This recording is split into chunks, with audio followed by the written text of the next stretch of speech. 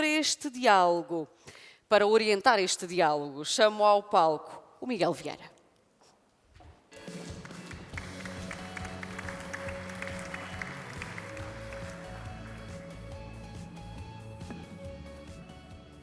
Bem, estou assim? Tá, ok. Antes de mais, boa tarde. Quero agradecer por ter tido também a oportunidade de ter tido este convite. O meu nome é Miguel Vieira, como a nossa colega já disse, e estou a terminar neste momento a licenciatura em Comunicação Organizacional na Faculdade de Ciências Humanas da Universidade Católica Portuguesa. Ao mesmo tempo que estou a tirar esta licenciatura, estou também a trabalhar num Pingo Doce há 4 anos. E fundei também um clube, o primeiro clube de empreendedorismo da Faculdade de Ciências Humanas da Universidade Católica Portuguesa. Para mim, o tempo acaba por ser muitas vezes escasso, mas é muitas das vezes uma oportunidade para poder aprender com os erros que cometemos e que muitas das vezes não temos a oportunidade de os observar numa primeira instância. Para este challenge, vou apresentar então o CEO da Altice Labs, o Sr. Alcino Lavrador, e para me acompanhar também está a Diretora de Recursos Humanos da Fidelidade, a Doutora Joana, como está? A Doutora Joana Queiroz Ribeiro. Onde é que nos quer? Vamos ficar assim. Portanto, a ideia deste desafio, como nos desafios anteriores, será de falar os 3 minutos. Não sei quem é que deve começar, portanto, a ideia será... Começo eu? Começamos pelas senhoras, parece-me bem. Boa tarde. Então, Alcino, a minha primeira pergunta é, numa empresa onde a tecnologia é dominante, como é que se contratam hoje pessoas para profissões, linguagens e atividades que ainda nem sequer foram inventadas? Boa tarde a todos. Bom, na Altice Labs o processo de recrutamento é um pouco fora do normal, diria assim. Nós temos, fruto do nosso relacionamento muito longo, já de alguns anos, bastantes anos, e forte com o sistema académico, nós temos uma relação muito forte com as universidades, temos projetos que financiamos. E são dezenas de projetos, entre projetos financiados, projetos conjuntos, estágios, etc., que nos permitem, diria eu, mais de 90% das nossas necessidades de recrutamento vêm do meio académico.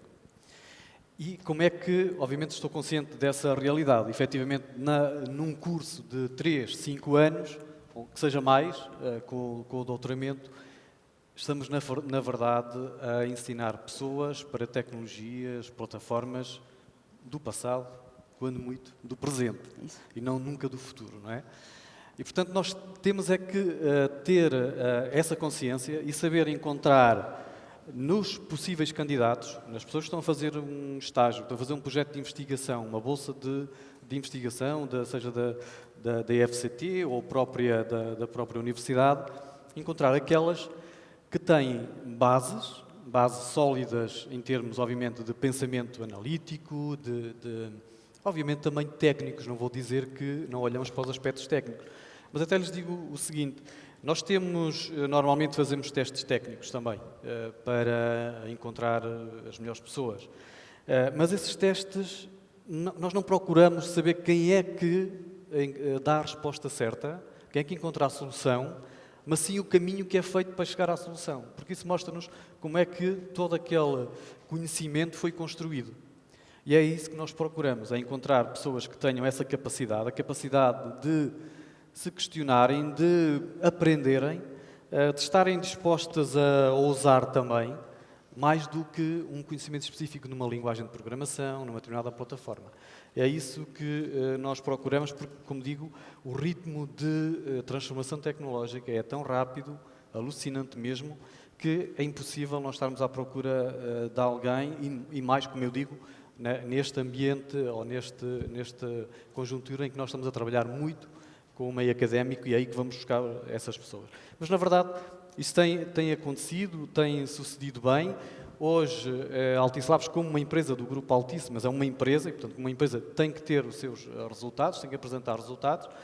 Estamos em 5 continentes, temos para lá do Grupo Altice, não só em Portugal, mas nos Estados Unidos e França, sobretudo em Israel, temos produtos em 5 continentes, como dizia, e todos os dias tocamos a vida de mais de 250 milhões de pessoas. Obrigada. Obrigado. Eu faria agora a questão um pouco inversa também para a Joana, que é neste meio competitivo em que vivemos, em que o talento é escasso também, quais é que são os fatores que mais contribuem para atrair e reter talento na fidelidade? Bem, eu acho que começava por dizer, Alcino, que a retenção começa no momento da atração. Ou também começa no momento da atração. Nós temos um processo, somos muito, muito exigentes no processo de atração e aquilo que procuramos e queremos é que as pessoas que se juntam à fidelidade e que se juntam a nós se sintam bem na organização. E, portanto, tentamos que seja um processo onde a pessoa que entra seja uma pessoa que tem fit com a organização e com a cultura. E eu não sei se posso dizer isto, mas a Fidelidade é uma empresa que está, e eu espero que já tenham percebido, na crista da onda da inovação tecnológica, acho que posso dizer isto. Mas, apesar disso, somos muito, muito humanos. E, portanto, temos um cuidado enorme com a questão das pessoas e de colocar as pessoas no centro, e ainda assisti um bocadinho do painel de trás que falava exatamente disso. E temos este DNA muito humano. O nosso presidente, o Jorge Magalhães Correia, costuma brincar um bocadinho com a teoria dos 2 Cs, que é transformamos cash flow em carinho. E carinho porque são pessoas, é de pessoas que se trata, não é? As pessoas que estão dentro da organização e os nossos clientes e quem vive connosco à volta. Depois nós temos um propósito, na minha opinião, muitíssimo forte. E o propósito e a questão do propósito é cada vez mais importante para as camadas mais jovens que nós agora precisamos de trazer para dentro da organização. E o propósito é para que a vida não pare. E ir trabalhar todos os dias para uma empresa, para fazer bem o bem, para que a vida de alguém não pare, é só por si só uma forma de conseguir atrair as pessoas, mas acima de tudo retê-las, porque depois de estar lá dentro e perceber que realmente no dia-a-dia se vive isto, é muito forte. E eu não estou na Fidelidade há muito tempo, estou relativamente há pouco tempo e sente-se realmente isto no dia-a-dia. E, portanto, é uma preocupação de todos os dias e de todas as pessoas. Dito isto, reter as pessoas na organização vai passar claramente por termos uma organização muito ágil, por, na realidade, termos a capacidade de passar por processos de aprendizagem contínuos e por termos acesso a experiências que, de um ponto de vista quer pessoal, quer humano, sejam realmente ricas. E eu acredito que na fidelidade, conhecendo a fidelidade como ela é e com a ambição que a fidelidade tem, isso vai ser possível e vai ser uma mais-valia. Então agora faço-te outra pergunta. Exatamente. Agora um bocadinho mais para a lógica da gestão das pessoas. Como é que se gerem diariamente pessoas que são infinitamente mais bem preparadas, mais conhecedoras de determinadas áreas, que muitas vezes são melhores do que nós próprios, e sabendo nós que os próprios sabem isso? É complicado. É complicado, Joana, mas eu acho que sempre foi assim. Até porque, se nós olharmos para uma orquestra, para uma equipa de futebol, o treinador não sabe jogar melhor que os jogadores, o maestro não sabe tocar melhor os instrumentos que os músicos. E, portanto, o que é necessário é que cada um saiba exatamente em que é que contribui para o todo, para o sucesso da equipa, seja numa empresa, seja numa organização qualquer, e dar-lhes as ferramentas e o enquadramento para tirarmos o melhor partido dessa pessoa individual, do indivíduo. E, portanto, acho que é dessa forma. Eu acho que eu não pretendo saber mais num determinado campo do que pessoas que estão a trabalhar na minha equipa. Nunca pretendi. Obviamente que tenho que saber o mínimo para poder entender o que é que cada um está a dizer. Mas não preciso saber o detalhe daquela tecnologia, o detalhe daquele conhecimento.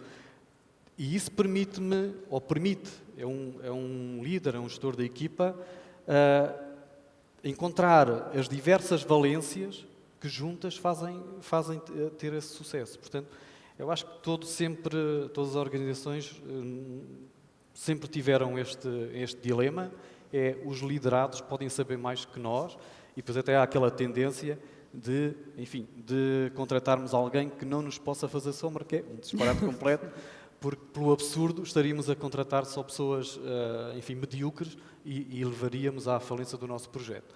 Portanto, eu acho que, efetivamente, o que é necessário saber é encontrar as pessoas certas, com paixão, com proatividade, que sabem exatamente que são expertos naquele domínio, mas que têm que saber e temos que lhes mostrar que sozinhas não vão a lado nenhum. Precisam de todos os outros ao seu lado e a lutar pelo mesmo fim. Boa, muito bom. Uma pergunta também que eu gostava de fazer à Joana era como é que vê, na fidelidade, mas também de um modo geral, o papel do CEO, do Chief Executive Officer, na sua interligação com os recursos humanos. Qual é a melhor contribuição que ele pode dar para um departamento de recursos humanos? Ocorre-me dizer que o CEO é o guardião da cultura, portanto, de uma organização. E eu não imagino, nem consigo imaginar um profissional de recursos humanos, vamos dizer gestor de pessoas, que não seja responsável por, de alguma forma, apoiar a dinamização e o seu trabalho não seja sempre a construção e um trabalho em cima da cultura. E cultura, na fidelidade, inclusivamente, nós já não temos uma direção de recursos humanos, temos uma direção de pessoas e organização, exatamente por isso, porque cultura, quem a faz e quem a constrói e quem consegue, de alguma forma, fazê-la evoluir são as pessoas e a forma como estamos dentro das organizações. E, portanto, eu diria que talvez nós temos a sorte de ter um CEO muito, muito inspirador, é o Jorge Magalhães Correia, e é realmente inspirador.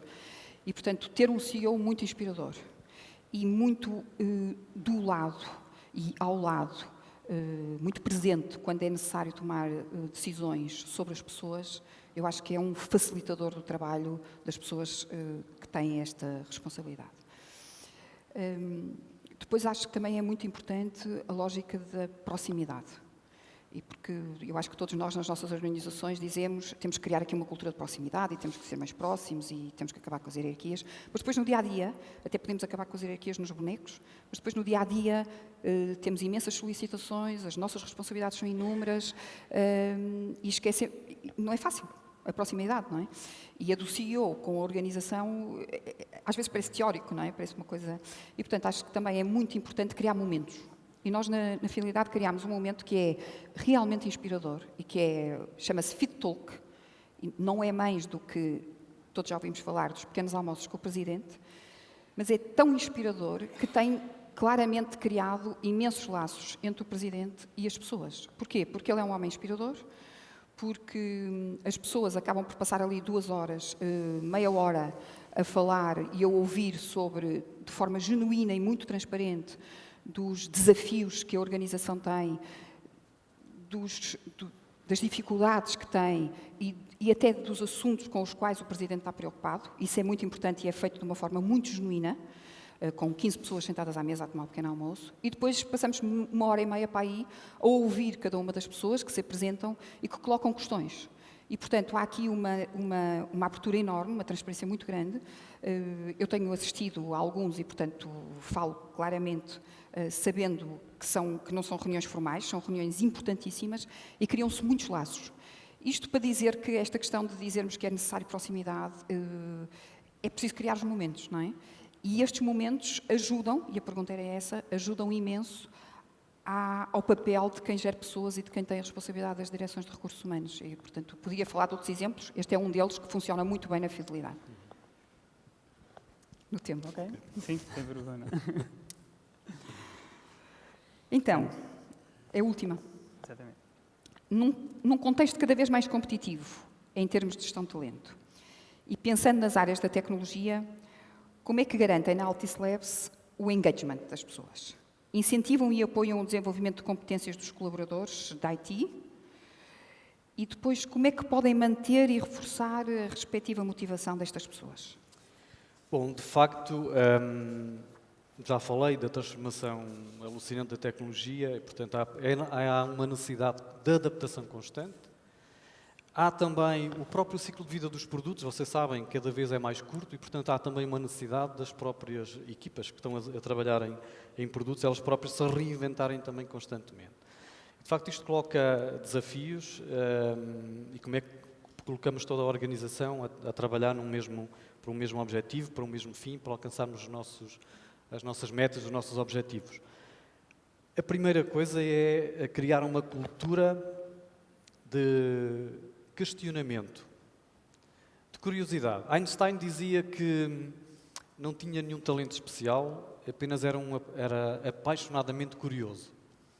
E é isso que eu também tento, juntamente com a equipa, criar dentro da Altice Labs, que é todos, em cada altura que estão a fazer qualquer coisa, perguntarem porquê é que faço isto, quem é que vai beneficiar o que eu estou a fazer, não haverá outra forma de o fazer também, e é por isso também que eu tenho certos elementos que traria uma vida muito mais descansada se os colocasse fora, é verdade, mas estão lá precisamente para nos fazer perguntas e para nos questionarem. Para nos desafiarem. Para nos desafiarem, no fundo. E, portanto, tudo isto faz parte de criar essa cultura, uma cultura de criatividade, de inovação, questionamento permanente. Depois, obviamente, que há mecanismos que temos que utilizar para que eles se sintam, façam parte das soluções que encontrarmos. E há uma coisa muito simples, que é todos os anos fazemos um questionário de satisfação, onde obviamente vamos olhar para as coisas menos boas, onde é que pode haver melhorias, e quando olhamos para os resultados do questionamento, nós fazemos-lo com toda a organização. E identificamos medidas que podem melhorar.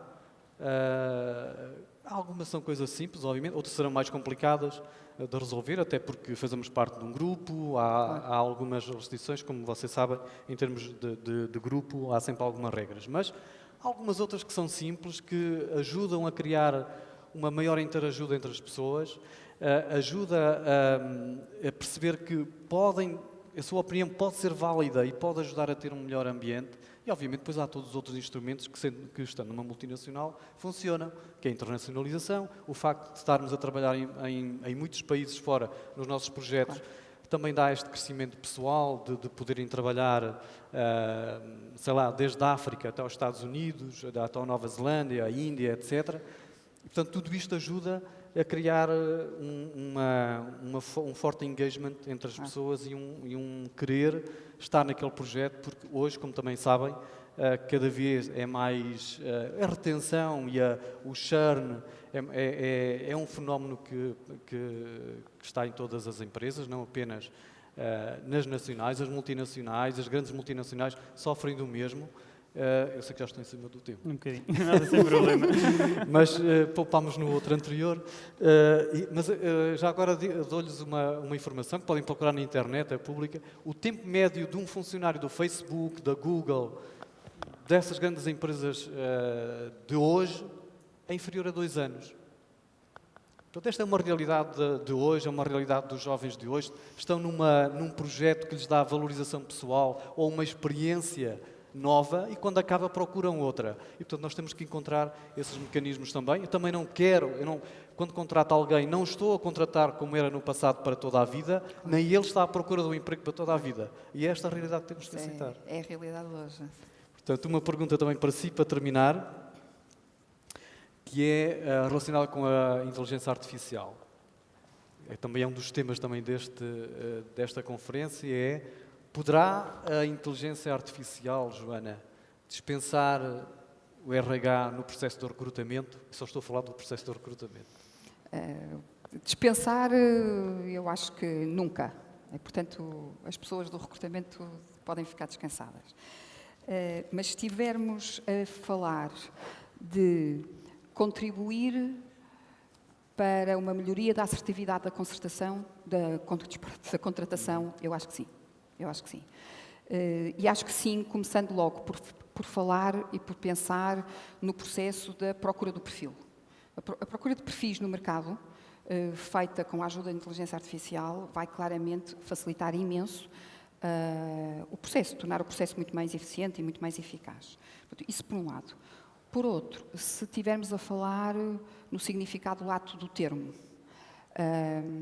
nós podemos estar a falar de conseguir prever um comportamento específico de uma determinada pessoa com determinadas características num determinado contexto. A minha opinião é, sim, isto vai ser possível, um dia, quando as empresas tiverem os dados suficientes, que lhes permita cruzar as competências, por acaso na fidelidade existem fortemente, de fazer previsões, não é? As seguradoras fazem previsões, portanto, de prever o futuro e de cruzar isto com as ferramentas que os nossos colegas data scientists utilizam. E, portanto, claramente pode vir a ser uma mais-valia e pode ser uma forma de gerirmos as expectativas. Só não sei se posso chamar isto de inteligência artificial. É isto? Também. Só dizer mais uma coisa, não diretamente no recrutamento, mas fora disso, que é, eu acho que a inteligência artificial vai ser muito útil às organizações na gestão das pessoas, na medida em que nós hoje nas organizações temos cada vez mais pessoas mais diferentes umas das outras. E isso significa que elas têm necessidades muito diferentes. E eu sinto que quanto mais nós conhecermos dessas pessoas e, portanto, se tivermos realmente os dados, vai permitir às empresas serem flexíveis. E flexíveis ao ponto de poderem responder a necessidades diferentes de pessoas diferentes. E aquilo que eu quero dizer com isto, a título de exemplo, é, todos hoje nós sabemos, trabalhamos todo com o mesmo tipo de contrato, mais ou menos, com o mesmo horário. Eu acredito, francamente, que nós não vamos poder continuar a viver assim. Nós vamos ter que ter o Miguel e os Miguéis deste mundo, e eu e o Alcino, temos necessidades diferentes dentro da organização, temos horários diferentes, tipos de vida diferentes. E quando as organizações conseguirem ser suficientemente flexíveis para responder a necessidades diferentes, eu acho que isso vai ser claramente competitivo para a organização que eu conseguir fazer. Eu acho que toda a gente, provavelmente muitos conhecem esta história da utilização de inteligência artificial na Amazon para recrutar. O algoritmo que tinham, obviamente, a machine learning aprende com a história, exatamente, com o passado, não é? E tiveram que alterar o algoritmo, ou pará-lo, nem sei agora como é que fazem, porque nos últimos 10 anos ele estava a rejeitar candidaturas femininas, porque no passado só tinham candidatos masculinos, ou só tinham escolhido candidatos masculinos. Portanto, obviamente que o algoritmo tem que ser feito pelos homens, não é pelas mulheres. Muito bem. Bem, antes de mais quero agradecer aos dois. Obrigado. E agora chega a parte em que eu também falo um bocadinho das minhas conclusões daquilo que foi aqui falado também. Antes de mais, quero também enaltecer o facto de hoje em dia se dar muito mais relevância ao facto das organizações serem uma realidade humana e não só uma realidade de um trabalhador que tem um horário que sai a esta hora e que entra a uma hora e sai a outra, e que precisamente por causa disso não existiria anteriormente uma flexibilidade neste sentido, não só dentro do horário, mas a nível da promoção de qualidade do trabalho, da motivação. Isto são tudo questões que neste momento já existem e que já são pensadas e trabalhadas como organização. E a minha geração, falo um bocadinho também em nome da minha geração, fica muito feliz por perceber isto, porque efetivamente, se determinado não acontecesse, penso que muitas vezes quem iria ficar a perder seriam as organizações, porque neste momento irá a chegar uma fornada de jovens com algum potencial, mas que para demonstrar esse potencial precisam de determinadas características que até antes não precisariam. Portanto, estamos a falar da geração Z e da geração que virá seguinte.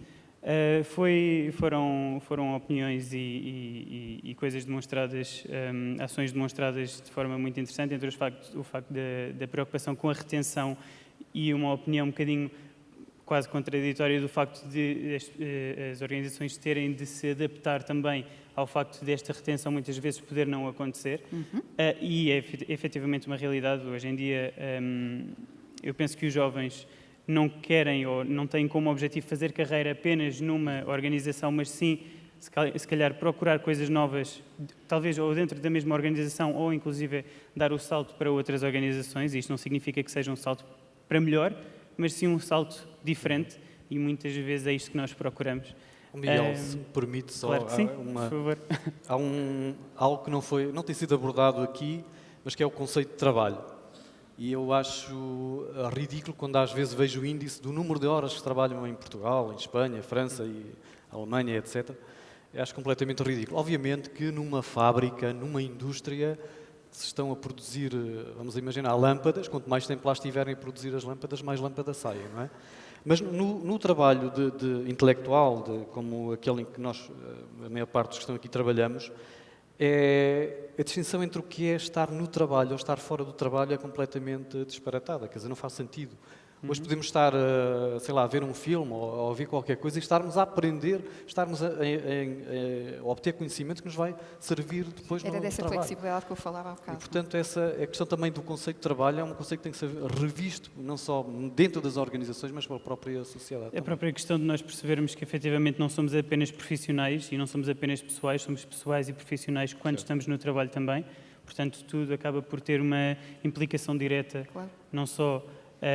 eu, para além de ser um trabalhador de determinada empresa, sou também filho, sou também irmão, sou também pai, eventualmente um dia. Portanto, temos de ter também isto em consideração e o contexto organizacional deve abraçar também estas questões e as questões familiares e pessoais das pessoas, não apenas uma questão laboral. Temos que ler Pronto, sim, penso nossas que, mensagens. exatamente, a Joana e o Alcino têm algumas mensagens que querem transmitir. Certo, Joana. Se quiser, por Pediram-nos para trazer uma mensagem. Claro. E eu então fiz uma muito curta. A ideia era uma mensagem para jovens que eventualmente um dia tenham que gerir pessoas. Eu fiz uma coisa muito curta que diz: se querem ser interessantes, sejam interessados hoje, sejam curiosos, sejam curiosos e aprendam a perguntar e ouçam. Ouçam, ouçam, ouçam. E claro, sejam atrevidos. Ser o exemplo é fundamental na gestão de pessoas e como gestor de pessoas o teu papel é fazê-las crescer. Por isso deves dedicar mais ou menos 70% do teu tempo a isso. É uma coisa que nem sempre, nós dizemos, mas nem sempre fazemos. Claro. Okay, então a mensagem que me pediram para escrever, para ti, Miguel, e para todos os jovens, Obrigado. É a minha mensagem. Para seres um verdadeiro líder, precisas de seguidores que se sintam inspirados por ti. Garante que tratas cada um com humanidade, mostra a tua paixão, lidera pelo coração, pelo exemplo, constrói relações de confiança com uma atitude positiva e treina e capacita cada elemento da equipa permanentemente, priorizando sempre as pessoas sobre o lucro. Sê autêntico e nunca desistas dos teus sonhos. Obrigado, Alcínio. Obrigado, Joana, também Obrigada, por este Miguel. bocadinho. Obrigado. Obrigado também à audiência.